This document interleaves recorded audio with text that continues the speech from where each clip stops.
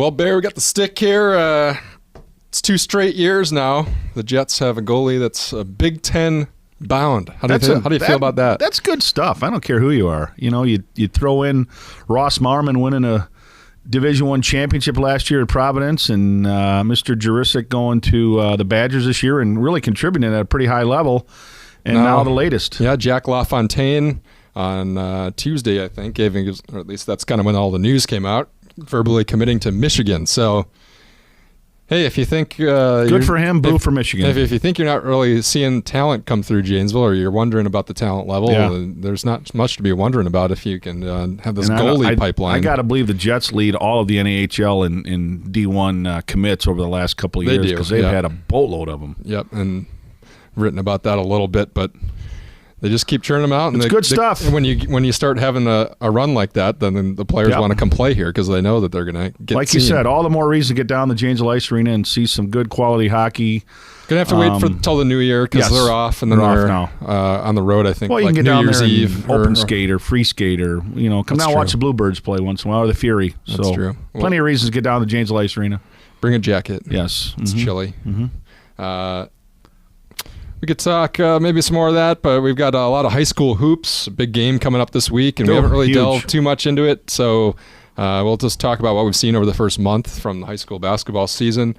The Packers, I guess a big win. It's the Cowboys. I don't know what you would take from that. They control their own destiny, so they'll be okay. And just when we think the Badgers are good, they're just not anymore. They are helter-skelter, big time. All that coming up on this episode of Extra Points.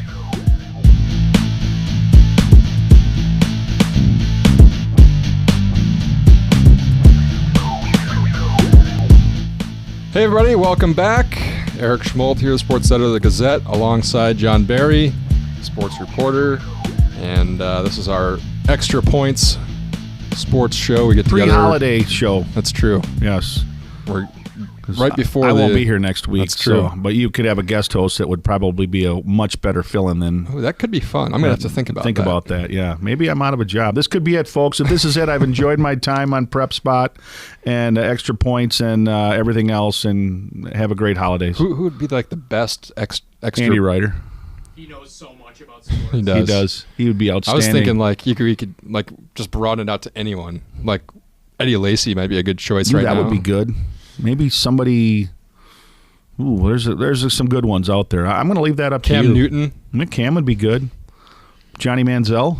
I don't know if he'd say much. They've kind of they've done as much as they can to get him on a leash at this point. Yeah. Well, think about it. Right. See what I'll ponder it. Maybe Christian Ponder. There you go. He's available.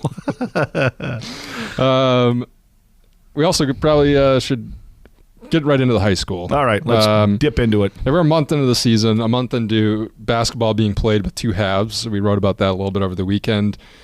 What are some of your general impressions just from the city and area teams as we've really got 3 or 4 weeks into the season, depending on boys or girls? Well, I think on the east side with Craig, I think the boys are legit, and I think when Riley Jensen comes back, they're going to be a force. They're going to be a team that come playoff time could do some damage. I haven't looked at the sectional bracket yet, but certainly, Craig's a team of capable of going deep into that postseason tournament. They really, I guess, if we just want to riff off of that real quick, I mean, they're off to a really good start. I think their only losses to Beloit Memorial. That Madison Edgewood non-conference victory is looking better because they've been very good. And it's a group that's mostly juniors, mostly Santrell Payton, Adam Anhold, Jake Negus, a lot of juniors that are kind of carrying the way. And it's a good supporting cast as well. Like you said, Riley Jensen, a 6'11" guy, and he misses a few more games here to start the season. But it's going to be really interesting when you have him at 6'11", Anhold at 6'9". You've got a bunch of guards that are able to move the ball around and get good looks at the basket. So I think a good test for Craig will be Saturday night at Sun Prairie. The Cardinals kind of the surprise right now in the Big 8, undefeated, and knocked off, I think, everyone's consensus favorite in Madison Memorial and knocked them off pretty handily. So Cardinals will be a good test for the Cougars on Saturday night up there. You can't put everything into that one game, but certainly that's a pivotal early Big 8 game in the boys' race. Well, it'll be interesting to see how things go when Nelson gets back in there. Because, right. Or Jensen, I mean. Right.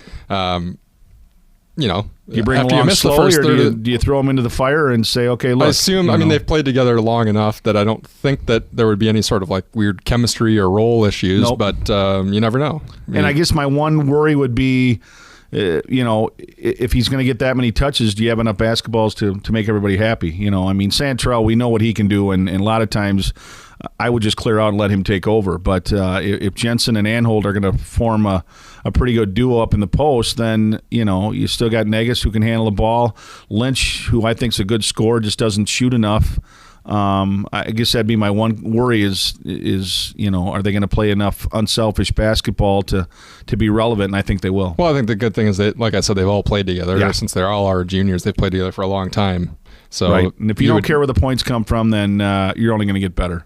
On the other side, Parker, they've just kind of been snake bit by foul trouble and close losses, and they could very well have a winning record right now, but they've lost so many games by 1, 3, 8 points. Yeah, and the one team I think in the area I haven't gotten a chance to see play yet, and I'll get to see him play tonight against La Follette, is Parker, and I'm curious to see kind of where they're at. And I know Carlos Campos is certainly one of the better shooters in their area, but I think right now for them, like the Badger basketball team, just some inconsistency. Just, can't put together a complete game, and right now they're hitting stretches where they're not scoring, and it's putting them behind the 8 ball, and they just can't make up ground.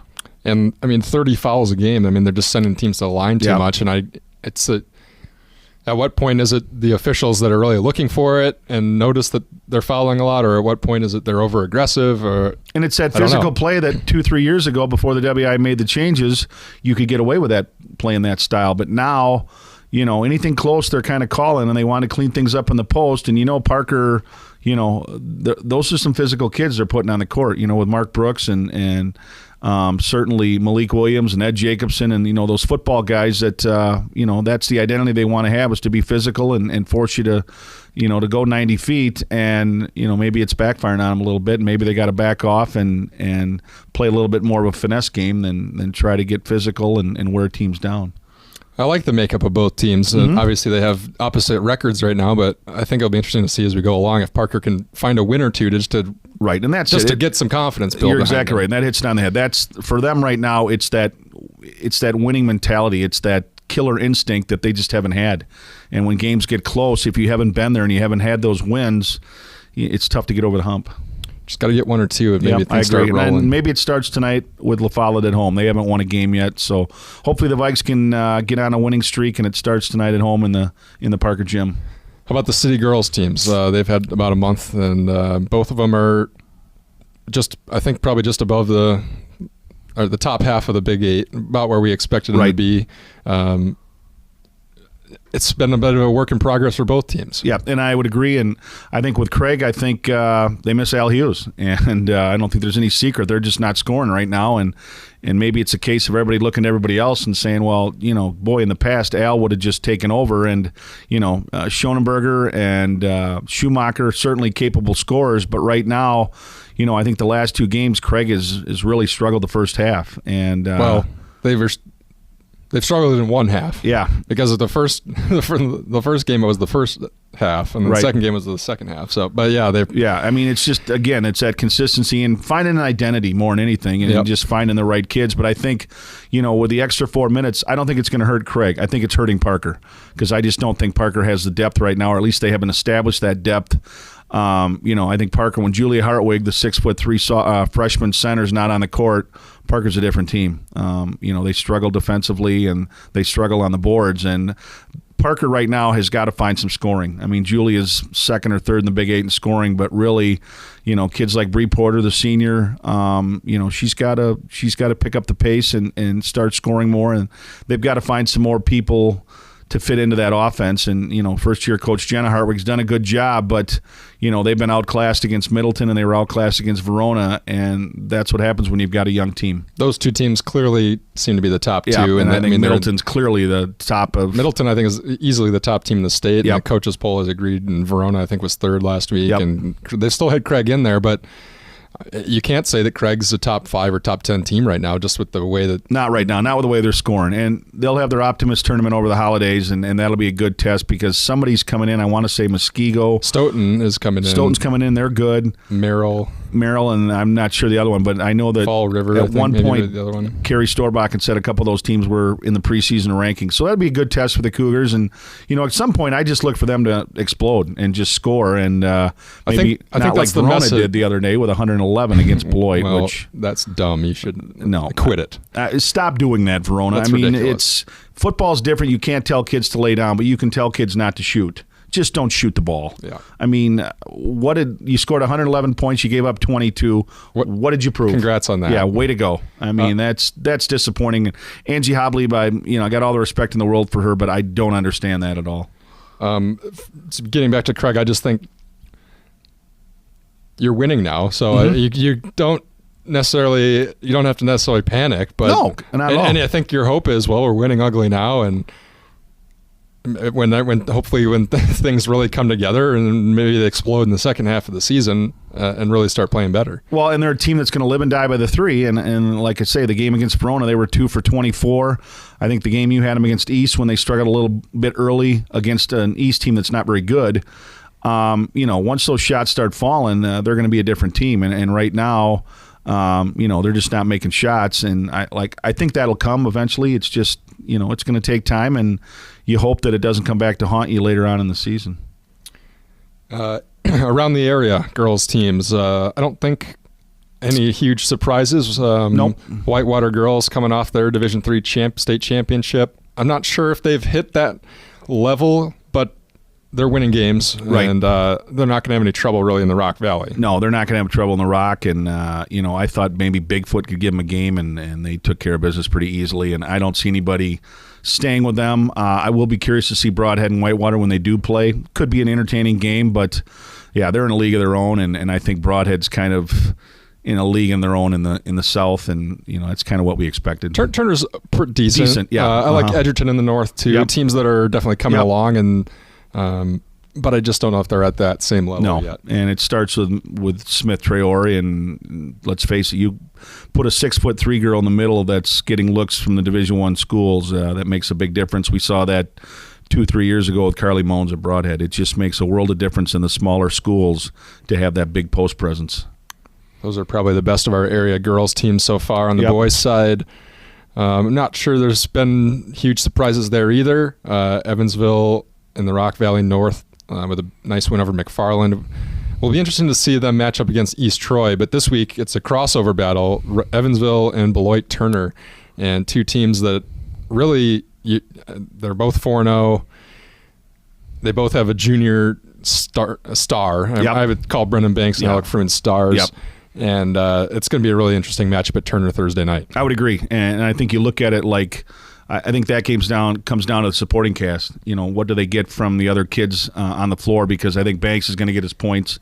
Fruin's certainly going to get his points. It's going to come down to what are the supporting cast. What can they do? And I think of a guy like Kyle Rakowski that he's the biggest name of the and it's almost probably unfair for us to call him supporting cast. So, if Banks wasn't there, we would say, man, I mean, this guy's really good. I think he's good. averaging more points than Banks is. Yeah. So, I mean, it's kind of unfair for us to portray it that way. But these are the names, I guess, the bigger names coming out of last year. I think the key for him is staying out of foul trouble. I think when he's obviously on the bench, he's not helping them, and he can take over the game down low. It's just a matter of playing smart and getting his opportunities and making the most of them. And a lot of times that's putbacks and getting that second and third shot on the offensive end. And he's had success doing that thus far. But Turner's athletic. I would think Turner will try to put Justin Hansen on him, who's not as tall as Rakowski is, but he's a physical guy. He is. Was a great football player in many different positions. That will be an interesting battle. I think both teams have pretty good supporting casts, which is why I wouldn't be surprised if one of these teams winds up going to state, because at Evansville, I mean, you've got guys like Mogg and Milky and there's different guys that can score. You're not asking for 12 points a game out of them, but they've shown that they can get there. Well, and again, we haven't looked that far ahead, but where do they match up sectional-wise? If they got to go east and go with the Milwaukee schools, the private schools, the Dominicans, the Whitefish Bays, the Catholic Centrals, then it's a whole different ballgame. If you can stay in the west or in the central part of it, you don't deal with the private schools as much. And let's face it, we've talked about it before. It's a big advantage to not have to see those teams until you get to state. And then the supporting cast for Turner, I mean, Hanson has had some good games. Seth Smith's a good athlete. Jose Reyes, great fantastic athlete. Yep. They're supposed to, I think, get point guard Ronnie Galvin back for that game. There's guys there that can help Fruin if they decide that they're going to triple team him and make somebody else beat him. So it's going to be a real interesting matchup. I think everybody thinks that the atmosphere is going to be pretty awesome there at Turner on Thursday. So if you got nothing to do, 7:15 Thursday night is probably the place to be. Well, and to be honest with you, I don't remember in a long time having 3 kids in the same class that are this talented. And with Fruin, Brennan Banks, and Santrell Payton, we've got 3 kids in our area that can just flat out play. And I'm thinking... And there's other kids that we could put in there, but I think Adam Anhol's getting himself close to that exactly. mix. He's easily the most improved player. He is. That we have around here. And it's just like I say, we're spoiled right now on the boys' side to just have a lot of good talent in the area, and it's going to be fun to watch. A lot of juniors. And that's the whole thing is we got a couple of years left to watch them. So it makes for exciting, and I look forward to the weekends and covering games because like I said, we've got so much good local talent and a couple of really good teams that. On the girls' side, we probably don't have the individual talent. I mean, there's Kylie Moe at Broadhead and certainly Smith Traore at Whitewater and Julia Hartwig at Parker, Delaney Schonenberger at Craig. There's kids to watch, but, boy, the boys' side, there's a lot of individual talent that's fun to watch. Other area boys teams, I mean, I think Turner's the class of the South. Yep. I think it'll come down to East Troy and Evansville in the North. I enjoyed watching Delavan over at Milton the other night, and it'll be interesting to see what they can do in the Lakes. Bob Baden, I think the coach, Lakes is going to be an interesting conference and to Bob watch. Baden always has Delavan, let's face it, by the end of the year, that's one of those teams that nobody wants to play because Bob gets those kids to come together and play hard, and they've got some good athletes over there, and it's just a matter of getting them on the same page and getting them to understand what needs to be done to be successful. But I think the Lakes, you're right. Badger, we know, can score. With Forrest Larson, they're going to score and push the ball. And I see Burlington beat Elkhorn last night in a decent game. And Early Wine, another kid that's Easter Day, another kid that's a nice player. That So the Lakes, I agree. I think the Lakes is up for grabs. That's probably a good discussion there at the high school basketball season. Obviously, we got a couple months left, and we'll keep tabs on it as things go along. Right. That's kind of where we're at here at the start of the season. What about on the Badger hardwood? I mean, last week we sat here and we said, all right, they're back. Yeah. Then what? Well, then about half the state fell off the bandwagon. Now, I think that what puzzles me and I guess what frustrates me is the 2 guys that you expect to kind of keep that team together and come through and be dependable are the 2 that have really hurt him the last 2 games. Nigel, what he was doing at the end of the Marquette game, I still don't know. I don't know what he was doing. Chucking. And Bronson Koenig taking just a bad shot against UW-Milwaukee when there were so many other options. There's so many other things he could have done. They're in the double bonus, get to the basket, or try to get the ball inside to Nigel, who was getting fouled every time he touched the ball. But instead he takes a 3 and says, well, it's a good shot. I make that 9 out of 10 times. Bronson, no, you don't. Nobody makes 3-pointers 9 out of 10 times. Steph Curry doesn't make 3-pointers 9 out of 10 times, so don't even say that. And then Hayes against Marquette just like went solo like he was on the playground playing, and I didn't understand that either. And that's what's frustrating. It's the 2 guys that started last year are the ones that right now are trying to do too much, I think. Yeah, I think Bo Ryan even said they're trying to do it too much. Yep. And it would seem kind of a weird time for them to really do that because you're coming off that victory at Syracuse and you're starting to feel good about yourself. Played well against Temple. I would agree. And I think Ethan Happ has been the one constant where you know that what you're going to get a double-double from him about every game. And he just continues to get better. And as he gets his post moves down and gets a little bit stronger, and, he's going to be a force. Do you think they got to turn to these freshmen just a little bit more and figure out what they've got? I mean, Khalil Iverson hasn't played that much recently. I don't understand why. Charlie Thomas, sometimes he does, sometimes he doesn't. It doesn't. Yep. I don't understand well, that. I think it starts with Bo. It starts with defense, and my guess is he's just not happy with Iverson's defensive presence. And for Thomas, for every one good thing he does 2 bad things, and I think that just, when you're a freshman, that gets you in Bo's doghouse right away. But, Riley Deering just transferred. I mean, eventually those kids are going to have to play. They got some trouble at guard. I mean, just with depth, and they there's do. not a lot there right now. Pritzel obviously is not going to be able to go this year. They're hoping to get a medical red shirt for him. So, your depth, like you said, at the guard position is not good. And, let's face it, Koenig can't play the whole game. He's got to have a breather. And it seems teams are willing to make him one of the guys that they just don't let take over. Exactly. And I don't think Showalter's that guy. No. Plays hard, but it's frustrating. It's frustrating. It's a roller coaster right now. You're so used to so many things, and this is a bad year to be mediocre because the Big Ten's going to be really good. And I know we bet on whether they thought they could finish in the top 4. And 2 weeks ago, I think I said maybe, and then I said, oh yeah, top 4 sounds decent. Yeah. And now I'm like, yeah, I mean, top 6. That sounds pretty good. Yeah. Can you just finish somewhere? Can we make the tournament? Can we make the tournament? Yeah. Oh. Stay tuned. We'll see if we're on the upside or the but downside hang on, of the roller don't jump coaster. off yet, fans. It's Bo Ryan. I don't have faith in Bo. He'll have it turned around before you know it. Keep your hands and arms inside the cart as we wind through this roller coaster. Speaking of, the Packers have been a bit of a roller coaster as well. I mean, now they're back on a high though. 2 wins in a row. McCarthy's back to calling plays. I think that was the big story of the week, and it led to Lacey and Starks really having big days. Yep. But is there a chance that's a flash in the pan where it was kind of like, okay, McCarthy's back, and Lacey's coming off a week where he was basically suspended, and it all came. My question is did it all come together just as one big thing, or is this something that we see going forward? And they're at Oakland this week, right? Right. Okay, and Oakland in years past, well, that's a win. But now, I mean, Oakland's coming off a win over Denver. At Denver, which, Denver's doesn't have Peyton Manning, obviously, but their defense has been the league's best, and a big win for the Raiders. They come home, and they're a better team, and I think they're still in the playoff hunt. So they are, yeah. If the Packers go out west and lay an egg, then you're right back to which Packer team do we have? Right, and then they have to go to Arizona. Right. So, I mean, these are 2 big games. This is a big game. Yep, Saturday or Sunday's game in Oakland's a big game for Green Bay, and again, I guess I want to see the offense work twice in a row before I really say, here we go. Back. Yeah, they're fine. Yeah, especially because the Cowboys' defense is okay, but I mean, you're going against Matt Castle, so I mean, what does that tell you? What else did you expect? Yeah, I would agree. And Derek Carr's gotten better, and Oakland's, they got a weapons. Team that's gotten better. Latavius Murray's pretty good. Khalil Mack had 5 or 6 Khalil sacks Mack last is week. Insane, 5 sacks. Amari Cooper's kind of hit the rookie wall, but still a very capable receiver, and Crabtree's played well. He has. So I think it's a good test for Green Bay. It's not going to be as easy as maybe when you saw the schedule at first you thought it was going to be. And always kind of hard to travel all the way across the country. Yep.